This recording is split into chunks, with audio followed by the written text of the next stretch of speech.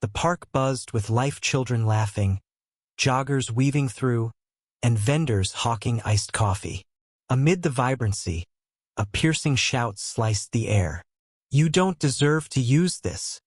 Karen, a woman with a sharp bob and sharper tongue, stood over Mr. Ellis, a blind veteran in his late 60s. His trembling hand reached for the cane she just snatched, his face etched with disbelief. Karen's voice dripped with disdain. "You're faking it. I've seen your kind scamming for sympathy." The crowd froze, eyes darting between the two. Mr. Ellis, a Vietnam War hero, relied on that cane to navigate a world he could no longer see. Its absence left him stranded, vulnerable, his dignity under siege. Karen's accusation baseless. Cruel drew gasps. She waved the cane like a trophy, oblivious to the storm brewing nearby. Enter Sarah Ellis, a federal prosecutor known for dismantling corruption with surgical precision. She'd been jogging nearby when she heard her father's voice crack with pain. Now, she pushed through the crowd, her eyes locking onto Karen.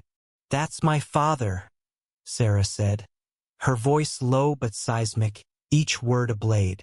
Karen scoffed, doubling down. "He's a fraud. You're probably in on it."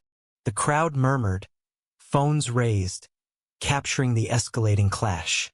Sarah's composure was a tightrope. She stepped closer, her gaze unyielding. "You don't know who you're dealing with," she warned. Karen, emboldened by her own narrative, jabbed a finger towards Sarah. "I know my rights. You can't touch me." The air thickened, the tension a living thing. Mr. Ellis, still seated, whispered, "Sarah, don't." But his daughter's resolve was ironclad. Sarah didn't shout. She didn't need to. "You stole from a disabled veteran," she said, her voice carrying the weight of a courtroom. "That cane is his lifeline. Return it. Now." Karen hesitated, sensing the shift in the crowd's mood. A teenager filming muttered, "She's done for." But Karen's pride was a fortress. She tossed the cane to the ground, spitting, "Take your prop."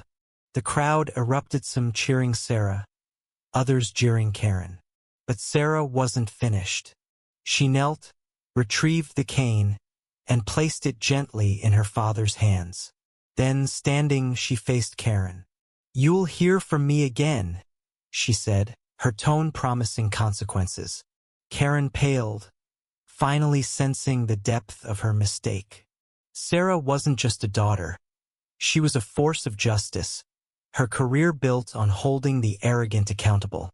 As Sarah guided her father away, the crowd parted, some clapping softly. Karen stood alone, the weight of her actions crashing down. She'd expected to humiliate a fraud, but instead exposed her own cruelty. The park resumed its rhythm, but the sting lingered. Mr. Ellis gripped his cane, his daughter's arm a steady anchor. "I just wanted a walk," he murmured. Sarah squeezed his hand, her heart breaking. Days later, Karen faced charges: petty theft, harassment, and a civil suit for emotional distress.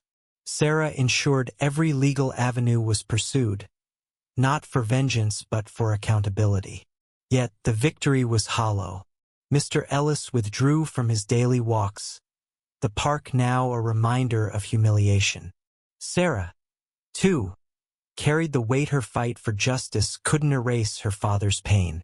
The story spread online, sparking debates. Was Karen's punishment fair, or was it overreach? Did Sarah's power amplify justice or fuel vengeance? Share your thoughts. Where does justice end and retribution begin? How do we balance accountability with compassion in a fractured community?